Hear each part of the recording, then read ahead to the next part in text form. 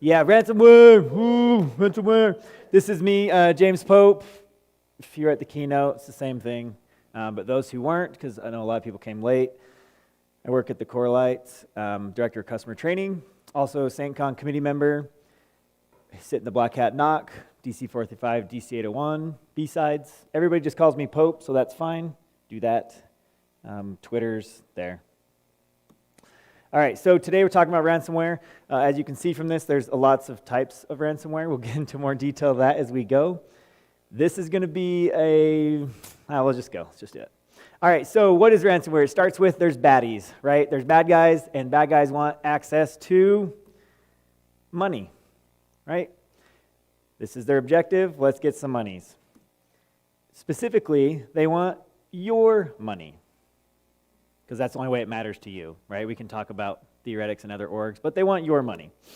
You have an organization, whether that's a big org, a nonprofit, a financial, a small org, whatever that might be, in your organization, they do some recon against it.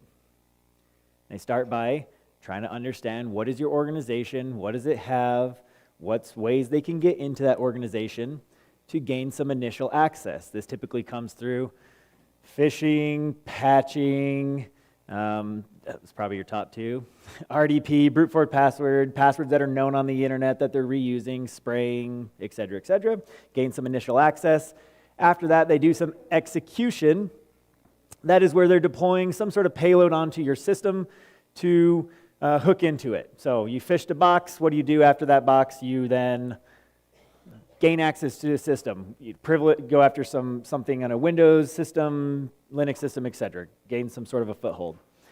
Then they move on to persistence, right? Persistence is they now have that foothold. How do they make sure they maintain that? The old school way, scheduled tasks. New ways, you can jump right to beacons or levels in between there, but gain some persistence in that network. Then they escalate, right? If I landed on a box that has no admin on it, I want to get admin. The attackers want to move to admin. So they want to escalate those privileges to that or move to another box, another privileged IT, domain, security, forest, etc. Something that gives them more access to do more things. Then they want to avoid you, defenders. Defenders are trying to find them. Their objective is to not be found until they are ready. There is a lot of argument out there saying that sometimes they move so fast that they don't care about this phase, that blue teamers aren't looking, so they can just do it without evasion. So depends on the org. Sometimes they have to evade. Sometimes there's no need to do any evasion because nobody's looking for them. Also, more recon. The proper names of this would be credential access and discovery, but we'll just simplify it with more recon. Looking further, now I have access to this. What else can I do? What other boxes can I touch? What other subnets can I access? What other VLANs can I go after? And then summarize lateral movement into just more access, right? I have access to this box. I want to move to additional boxes. Maybe it's in a different forest. Maybe it's behind a different firewall zone. I want to move from one section to the next. Go to more access, lateral movement.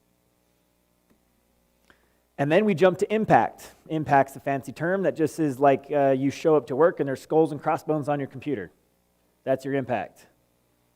You've been ransomwared. Give us the money, right? That's your impact. It's been burned down. And the bad guys profit. There we go. That was their objective. Golden ticket.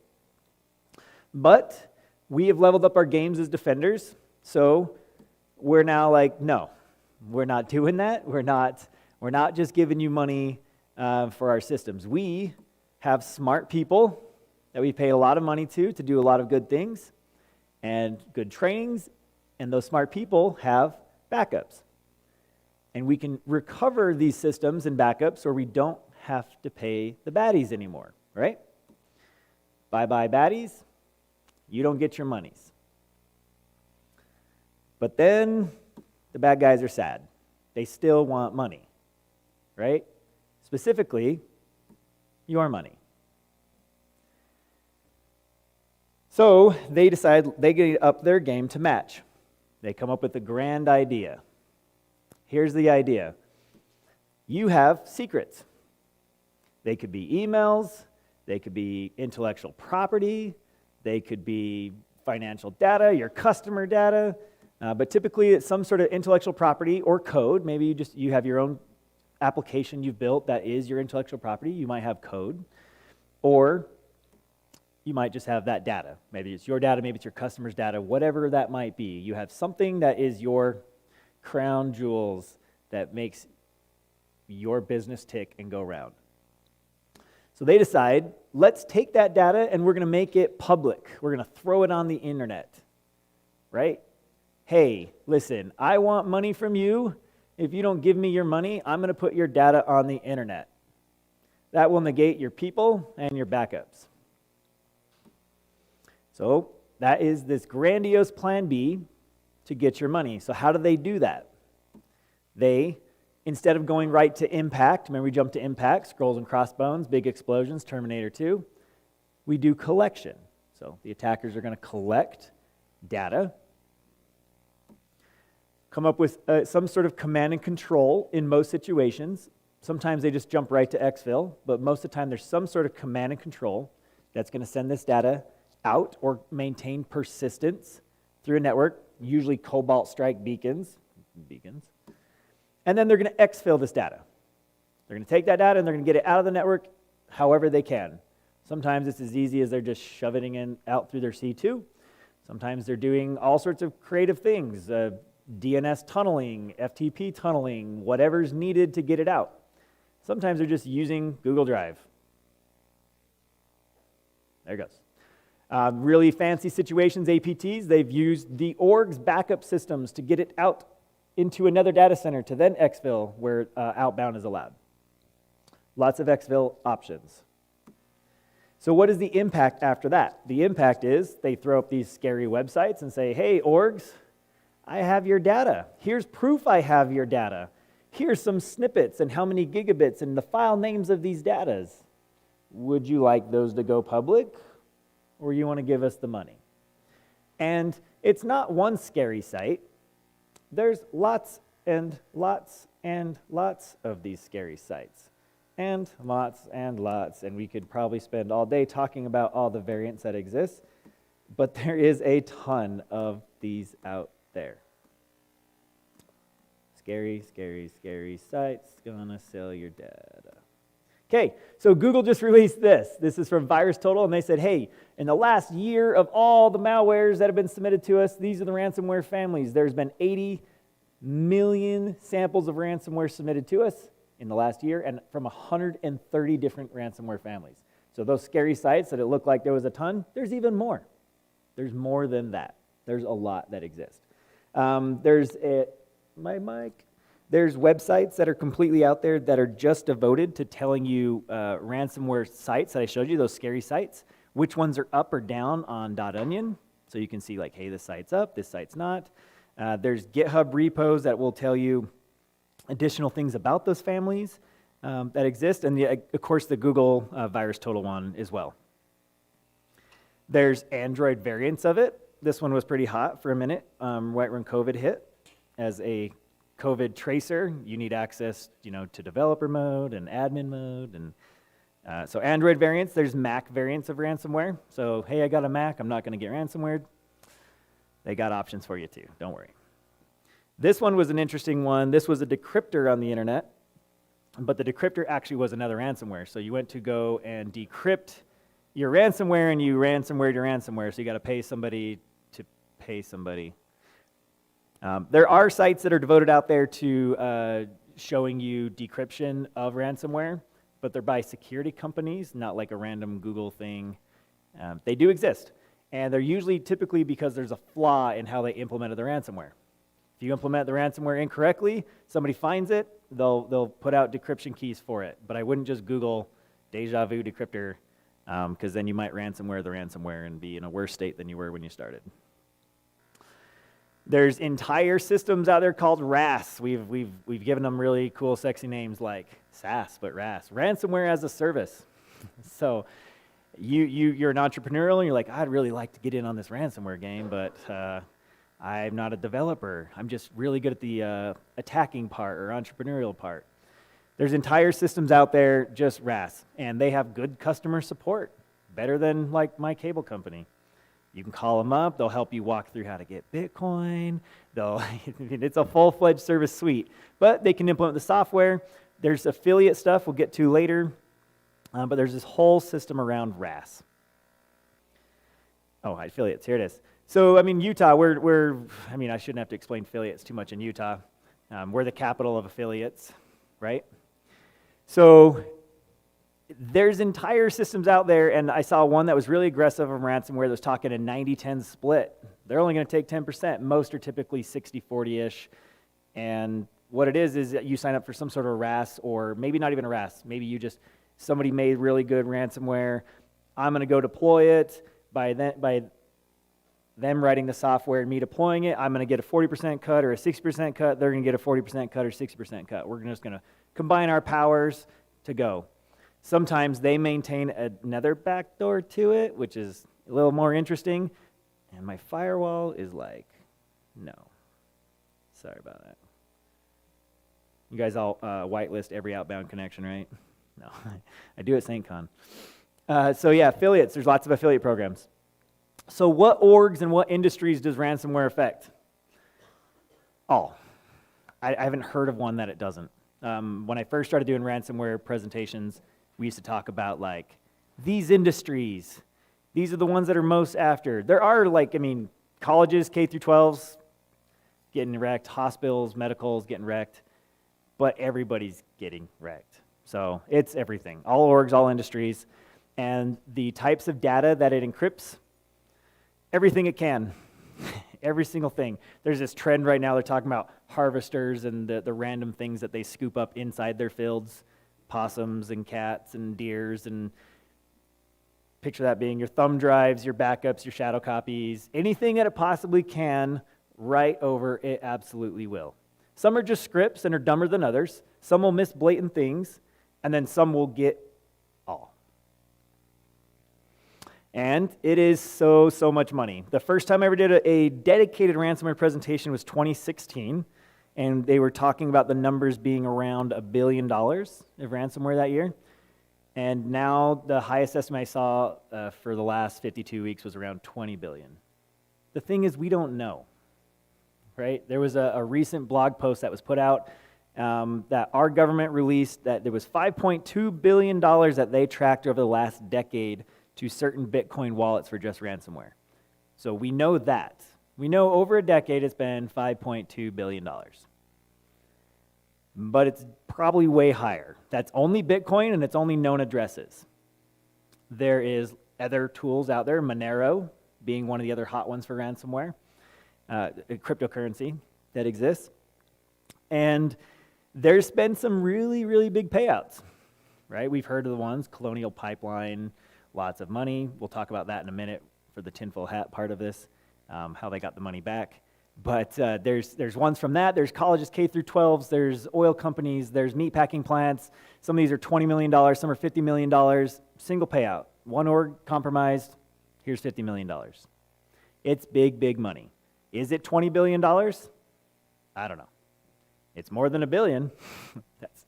And the very first slide deck, I don't know if you saw my keynote, the very first slide deck I had on security awareness training, I had one little snippet that said like ransomware, one slide, because Bitcoin wasn't a thing yet.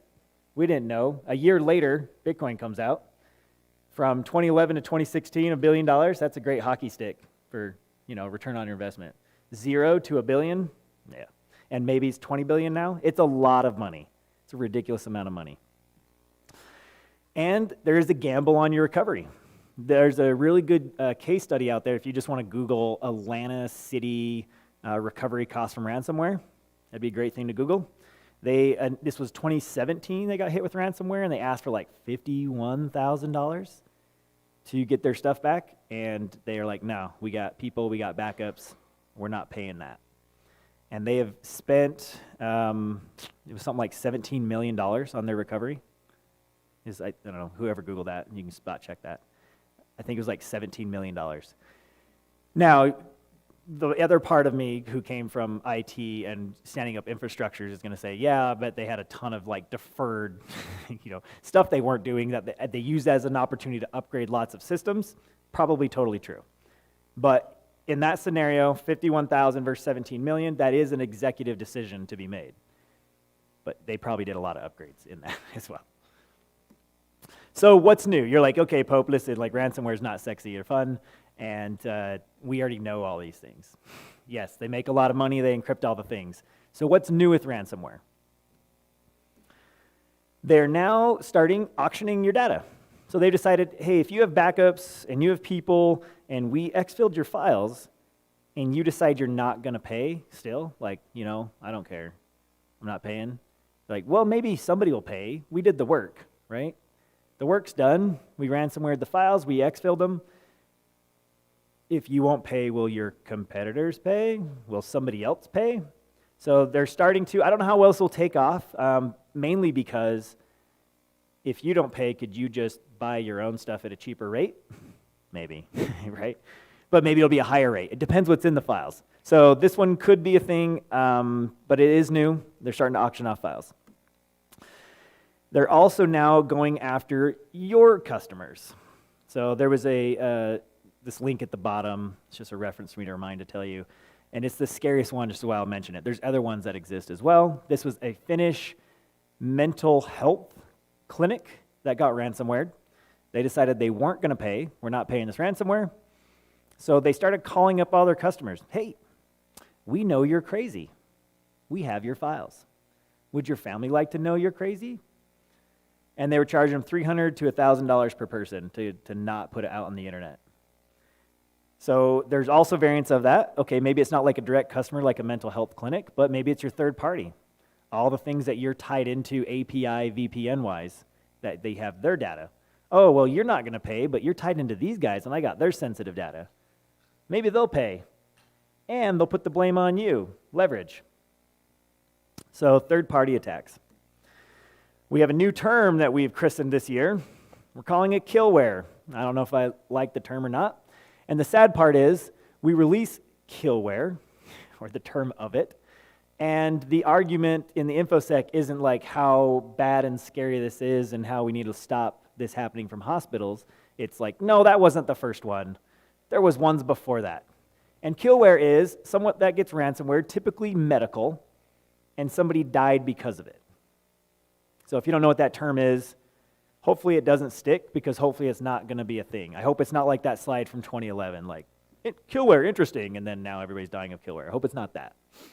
But it does exist, and the argument is, this is not the first death that happened because of ransomware. And that's scary by itself. Typically it's happening because of a hospital. Hospital gets ransomwared, somebody's needs some treatment, cancer, kidneys, stuff like that, and they can't help them because all their machines are locked up. So they transfer them somewhere else, and in that process, that person dies. This has been hypothesized to get scarier in the future as more things like pacemakers become remote controlled by Bluetooth and other things, and how you could potentially spike or shut that off. So, killware. We have laws that are all trying, this is our government. Technology and government is always this battle of 10, 20, 30 years behind, or applying existing laws to maybe match something that is happening. But there's a whole bunch out there. There's some legislation about, hey, all orgs are required to report ransomware within 48 hours of it happening. But I went and looked at that law. It's super loose. They really just want to know, and it's not an actual law yet. That's just a proposal. And I'm sure it'll get built out into something crazy. But they just want to know, did you get ransomware, what family it was, did you make payments? And the big one is, do you get any payments from the government on ransomware? Just got lit up. Do you get any payments from the government? They want to know if government money, essentially to your org, got used to pay ransomware. That looks like the objective of what I read out of that. Some lawyer would have a better interpretation than I would of that. There's also a lot of stuff. The White House put out a bunch of information on anti-ransomware.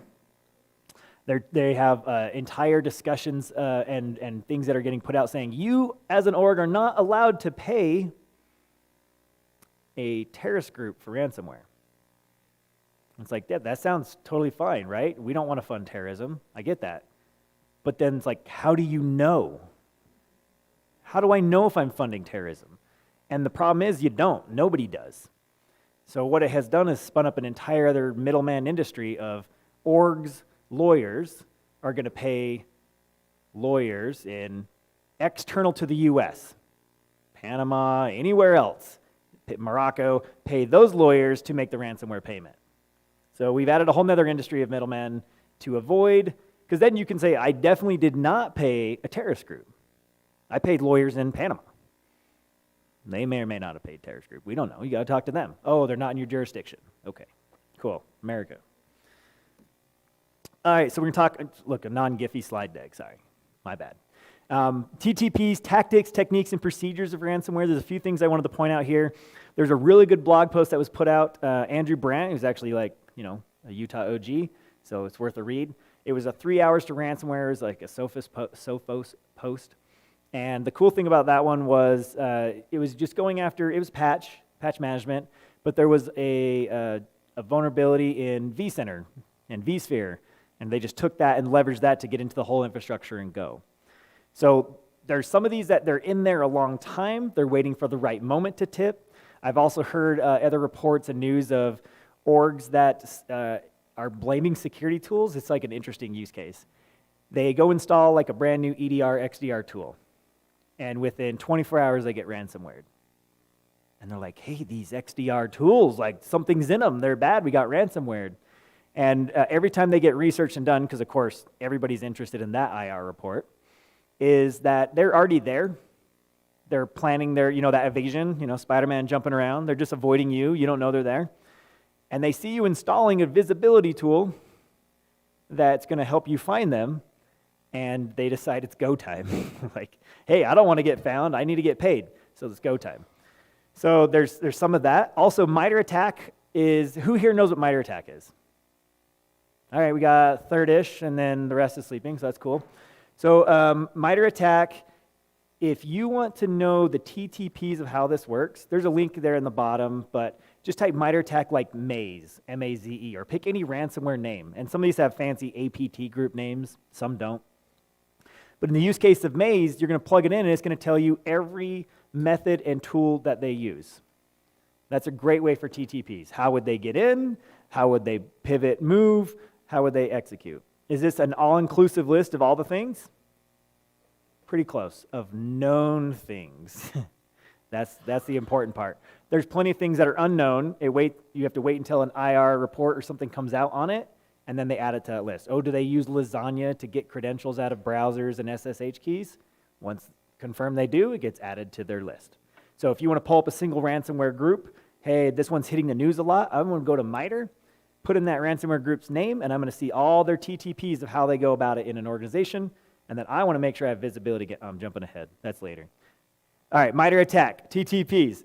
And then there's lots of living off the land tools. These are the hardest ones to find because they mirror what they're made for. It's Linux tools, Windows tools, the ways things are built, and criminals use those. But then there's just blatantly ones that are not that as well. Tools like this. Anybody who knows what this is? I worked really hard on this. Cobalt Strike, thank you, one person in the room. This one is in all the organizations. I didn't make a fancy one for Responder or Bloodhound. Those two get used a lot. Cobalt Strike gets used a lot, and this one kind of has a prereq to have kids to know this one. Anybody know this one? Mimikatz. You have kids, right? All right. So this left side is Mimi is love. So it does, a little prereq for kids. Mimikatz is in a lot of these as well. And there's a lot of tools that are like, hey, we detect the Mimikatz right out the bat. Yes and no. Mimikatz uses Windows calls. So there are ways to repackage it to avoid those. Some as simple as just repackage it and change the hash. Some more complex, behavioral analytics as well. And then there's straight up, I can just make those same calls, not using Mimikatz as well. All right, so what do? I'm up here telling you all the new things and bad things, so let's talk about some things we can do as defenders of orgs. We need people, right? You guys. We need defenders. So some orgs have no defenders. It's really hard to defend against ransomware when there's nobody to defend against ransomware. So you're all here, so I assume that we have the people part checked, but maybe on your team you need more people. Probably valid, right? We need training. Hey, look, you're here. You're in a training, right? You're here doing this thing. This is not just security training, though. Phishing awareness training. Everybody in the entire org is security training, et cetera, et cetera. Training on tools, tactics, techniques, knowledge, et cetera. And I asked everybody to raise their hand who here knew what Mitre ATT&CK was, and we had a third-ish. Now that you sat through this, it's 100%. You just went through an entire flow of Mitre ATT&CK. I snuck in subquest.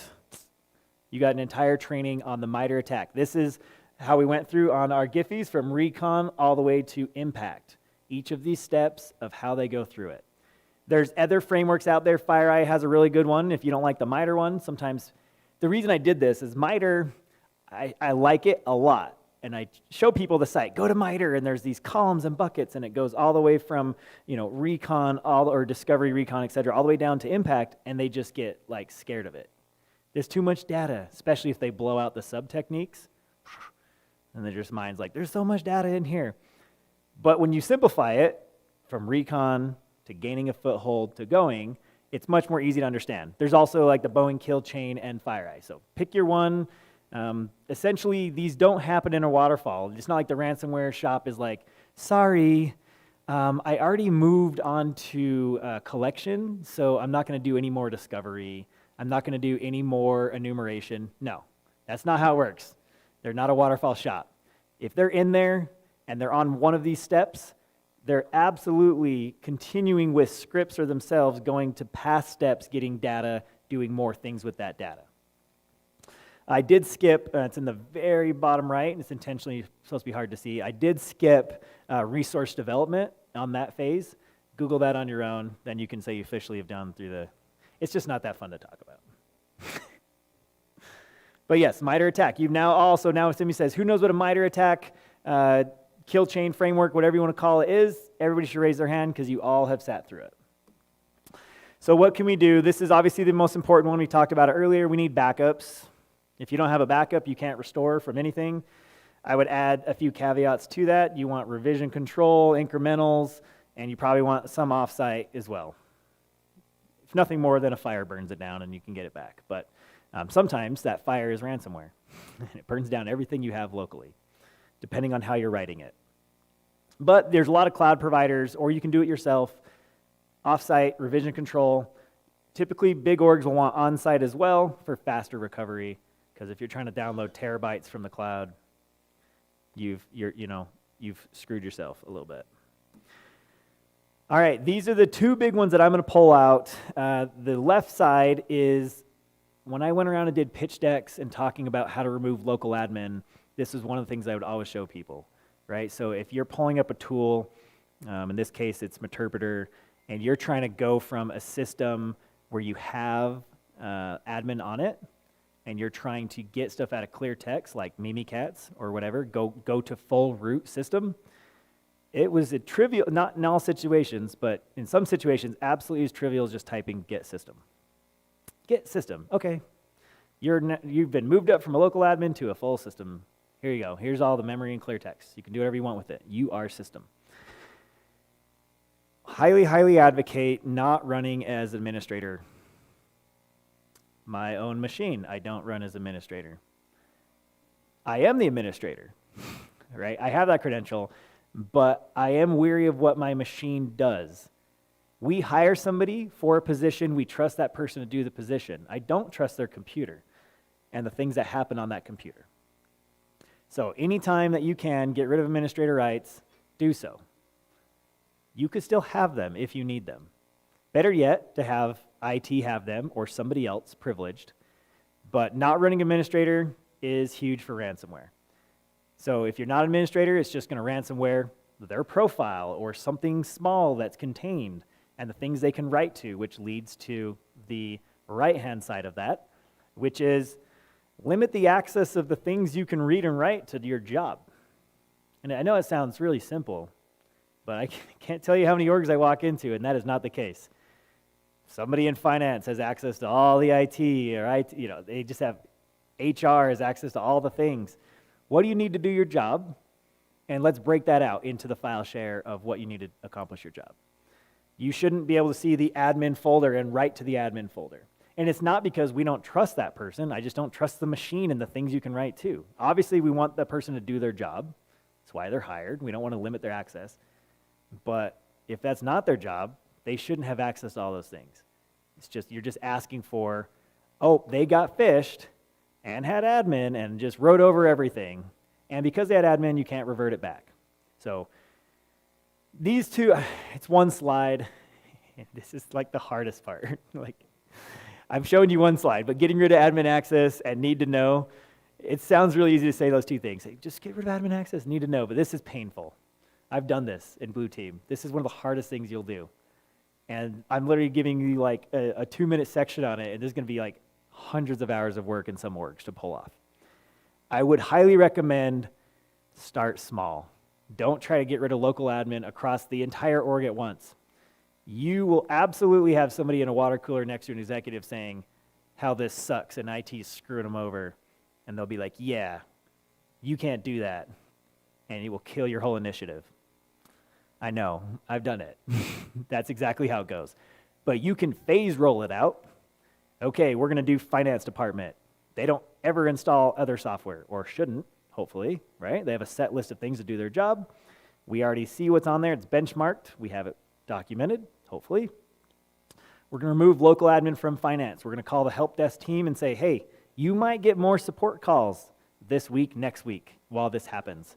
Somebody's going to try to do something that maybe they're always launching a program as a local admin for some reason. Because the documentation said to do it, usually.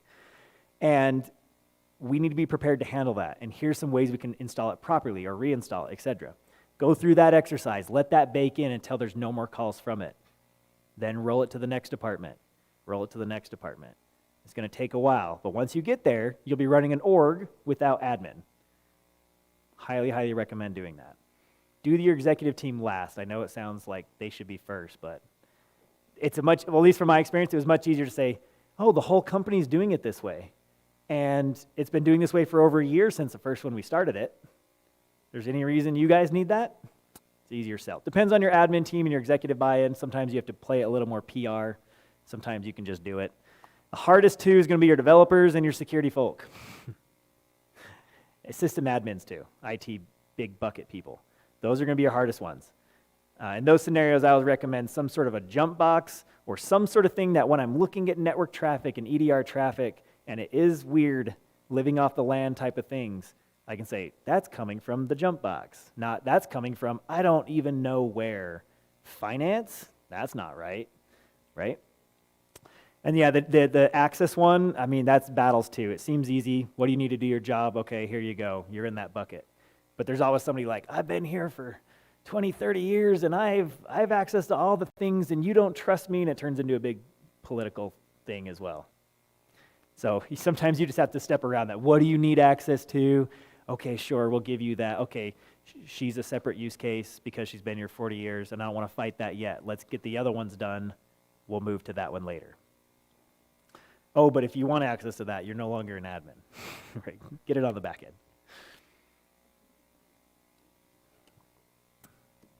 Tools.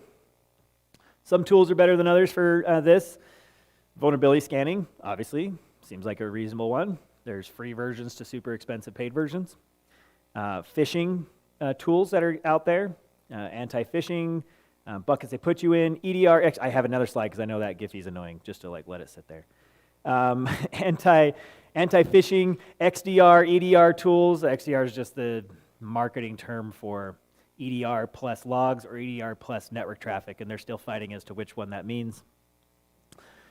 Regardless, some orgs will say like, okay, well, our IT or our sysadmins have to be admins, so we're just going to install like a full XDR with threat hunting package on there to have that as a mitigation. So there's tools like that exist. Network traffic analysis is your friend. Obviously, some sort of SIM to put logs in to find out where you could even see if maze happened across your network is a good thing. But there's a lot of tools out there that exist that will help. I'm always going to put people before tools, because you can buy the fanciest, most expensive bling tools in the world, and if you don't have competent people how to run or manage them, then there's no point. You're doing it just to check a box, and you're defeating like the purpose. That said, a firewall is a good thing. Don't get me wrong. You need a firewall. Microsegmentation is your friend. If you can segment off finance and it gets ransomware, sucks, but not the whole org, right? It's not like your teleprompters are all down and your whole org's down and you're doing the weather off of a whiteboard, right?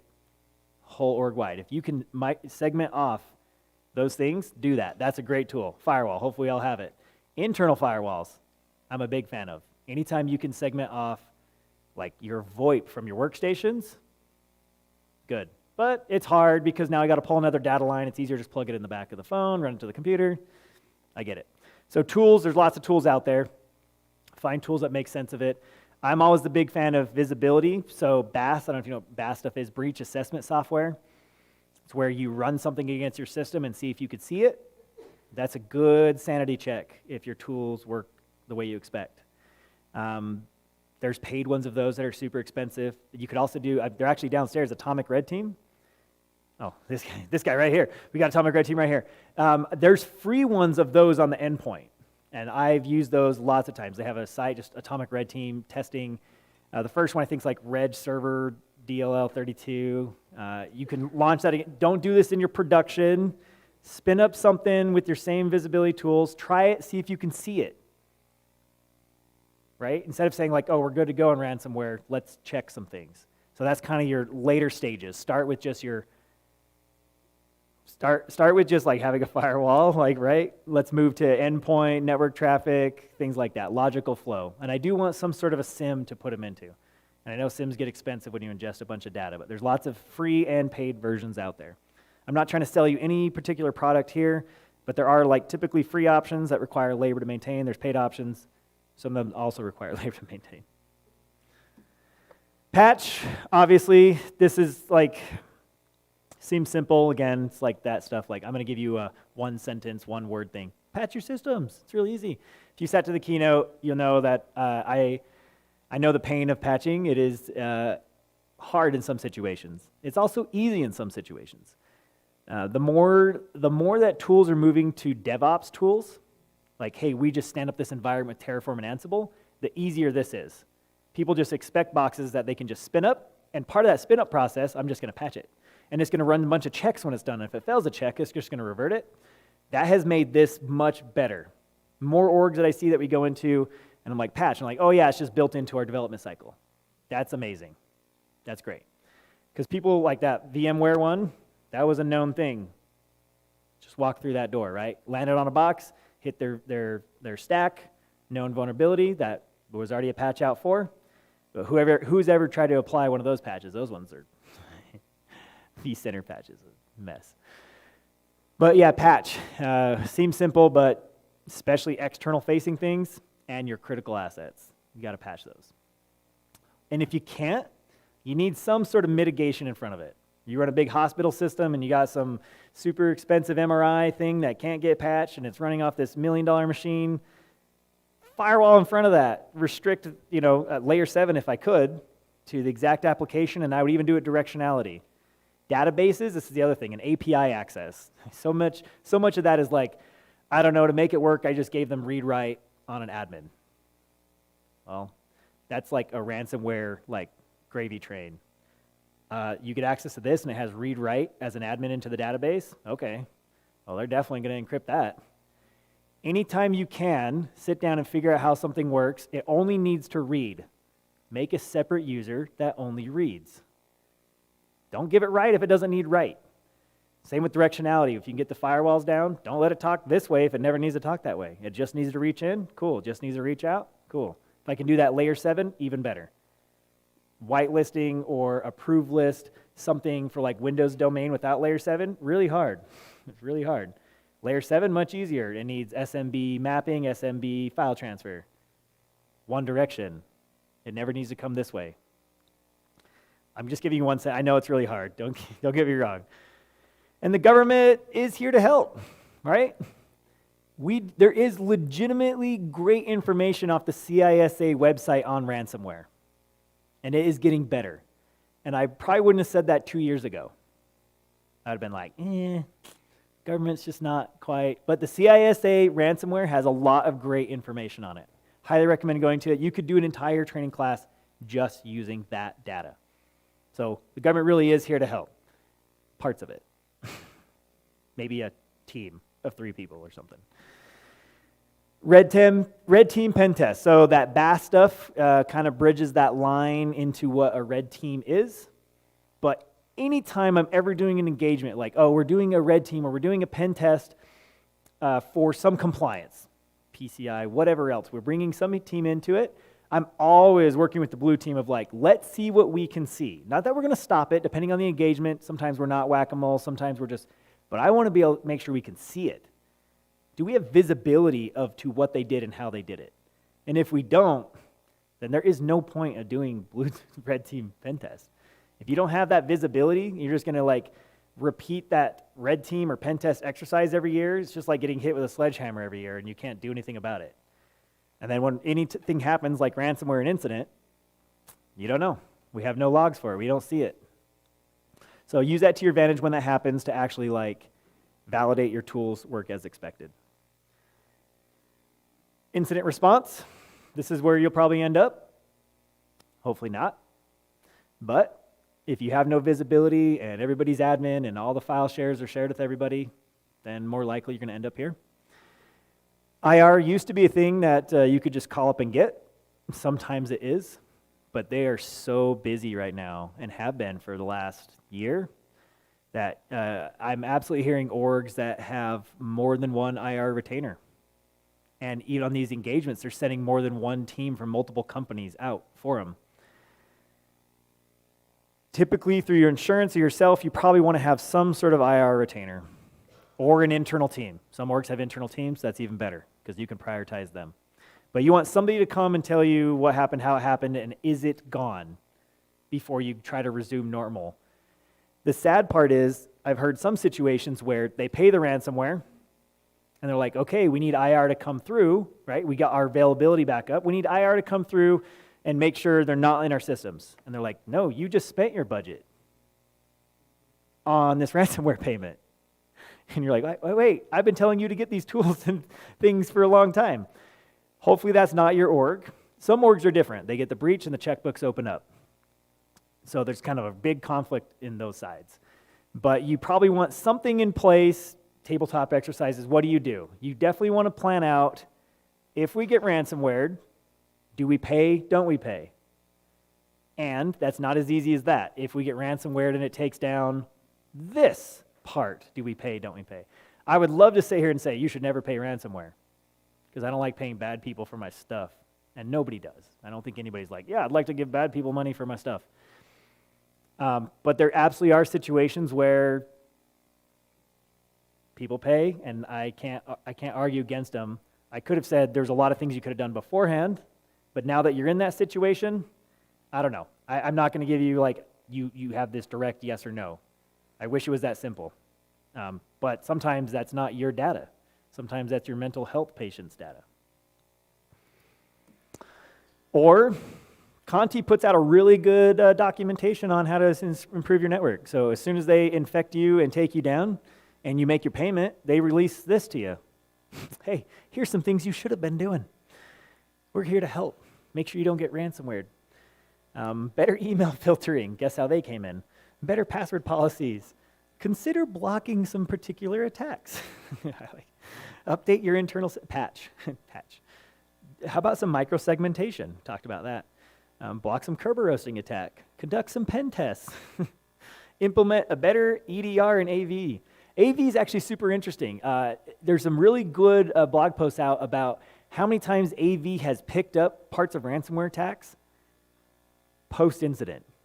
They're going back and look at the incident at the end, and they're like, let's go look at the logs of the AV tool, and a lot of the times they did flag on parts of it. But a lot of people aren't collecting the AV logs, and they're not alerting or looking at them.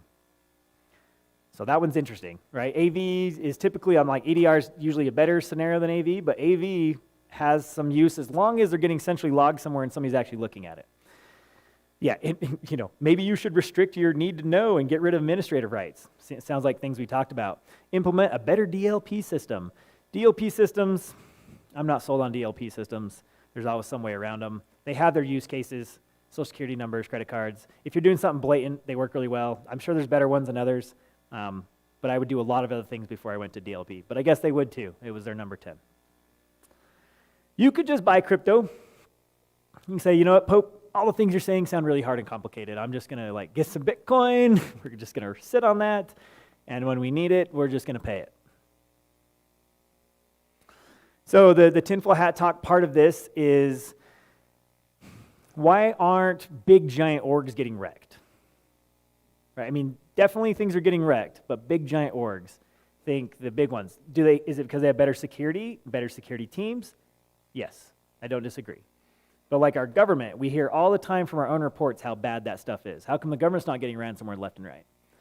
This is just Gospel of James at the moment. I'm just pontificating for a second, and you could shut off at this moment. I think ransomware companies is companies. They're businesses. They need quick ROIs, and they don't want the heat. They want to see how far they can push an industry or something until the heat comes. If I can go for a university or a medical and I can get $1 million, $20 million, $50 million payout without the heat coming, that's now my benchmark of what we can go do. Typically, they'll find a vulnerability in some sort of system, and then they'll just do that as many times as they can, right? This thing's not patched, a VPN, a firewall, whatever that might be, hit that and go across as many things as they can, every industry, every org. Colonial Pipeline, I would argue, was an accident. It was not intentional for them to do that because it brought the heat. There was some things released later saying we didn't mean to. The problem is we don't know who that is. Is that real or not real? We do know the government got a lot of that money back. And their official advice is only make ransomware payments in Bitcoin, which is a whole nother conspiracy theory for another day. Don't make it another cryptocurrency, just Bitcoin. We'll leave that one sitting. But I think the reason our government isn't getting ransomware is because they don't want the heat of it. The difference between cyber war, which is another term, whatever, cyber war and actual war is disruption. And ransomware, by definition, is disruption. But if it's just a university, and at the end of the day, does that impact you? Does that impact you? If some university gets wrecked and they make a $20 million payment, does that affect you? No. You don't care. Just makes the news. Okay, cool. And maybe you don't even see it. Gas prices go up because of it? Oh, no. It impacts everybody. Everybody's pissed, right? So I would argue the Colonial Pipeline was probably an accident. A vulnerability they found in some other system that they hit that one, did it, turned out to this big thing. They're like, oh, yeah, we don't want that. There's been stories of people who got ransomware, the payment made, and the ransomware person returned the money because they're like, wait, this became a bigger deal than it was, and my OPSEC isn't in place. And the moment I take that money out of Bitcoin, they will know who I am. They'll know who I am. Yeah. So, yeah. Take that for what it is. There's more on the tinfoil hat. I'm happy to chat in the hall about it. We can go into crazy depths on that. With that, that pretty much wraps up my ransomware update talk. Any questions from anybody? Yes, sir.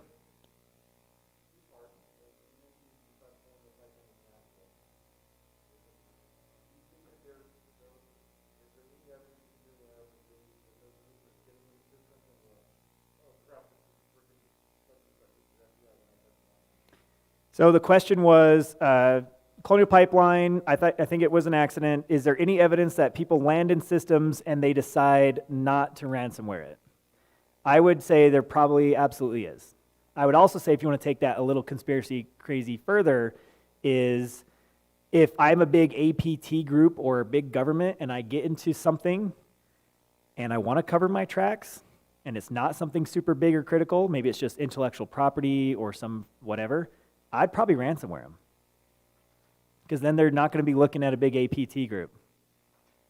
You want to cover your tracks? Ransomware everything in there. Make it hard to make the payments. Make it hard to recover. Make it like it doesn't matter if they can just back up and restore. But that's what I would do, right? It's the same as like when you're going to denial of service somebody, but you're really going to attack them over here. If I was a big APT group and I was going through and it wasn't something super sensitive, I would ransomware them. I don't know if we'll ever know the direct answer to your question of were they in a government system and they said, no, I'm not going to ransomware this, but I would argue probably for sure. But nobody releases that, so yeah.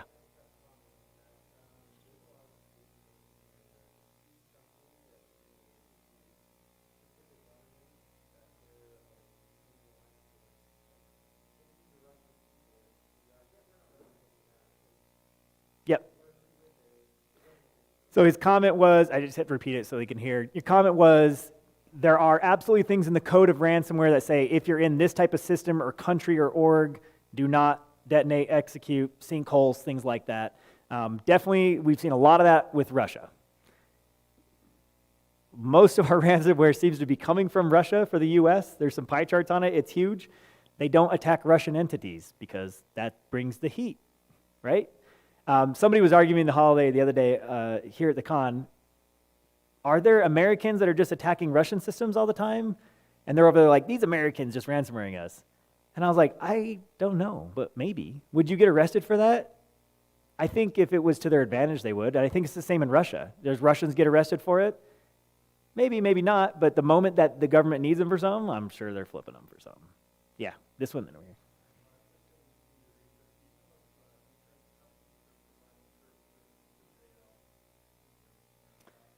The question was, does insurance cover ransomware payouts? Most of the time. Depends on what you do. That's the reason it keeps going up. What it is turning into is I just recently did an insurance application. I remember doing the initial cyber insurance was like 1 page. They're turning into full like PCI audits of what's needed because they're saying, hey, yeah, you might have a house, but you didn't put a roof on it. I'm not insuring all your stuff if you don't put a roof on that house. I am a little worried it's going to turn into an approved list of vendors that we're all allowed to use before the price shoots up. I think we're headed there in the future. Hey, if you don't use this vendor and these tools that we've approved, your price is shot up. Yeah, this one.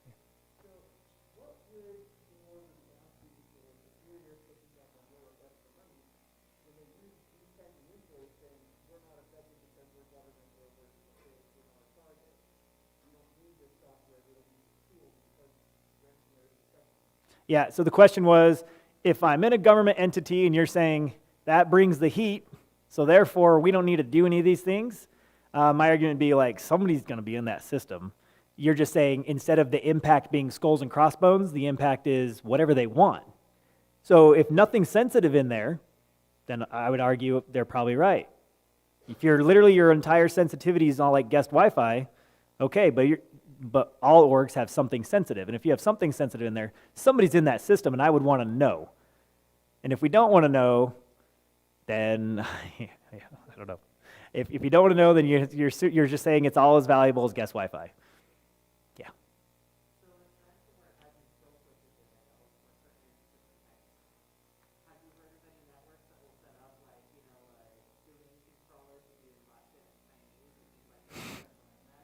So the question was, if they have certain sinkholes or kill switches in it, have people implemented systems that would flag on those, like a Russian keyboard and maybe it not detonate?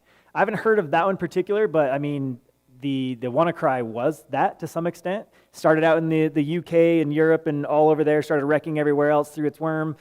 And then Marcus, what's his handle? Malware, TechBite, something like that.